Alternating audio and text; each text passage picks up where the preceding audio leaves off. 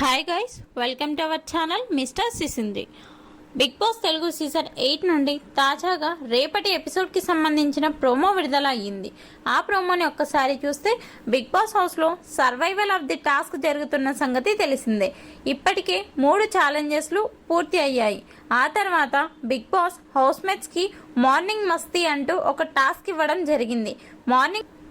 Morning మస్తీలో భాగంగా big boss ఇచ్చిన task ఏమిటంటే కలర్. ఈ టాస్క్లో భాగంగా శక్తి క్లాన్ నుండి ఒకరు, కాంతారా క్లాన్ నుండి ఒకరు టాస్క్లో పాల్గొనాలి అని చెప్పాడు. అయితే మొదటి రౌండ్లో నిఖిల్, నబీల్ పోటీ పడితే colour which colour do you want అంటూ బిగ్ బాస్ని అడగడంతో గ్రీన్ అని చెప్పాడు. దీంతో నిఖిల్, నబీల్ పరుగున వచ్చి గ్రీన్ కలర్ను బాక్స్ లోపల వేశారు.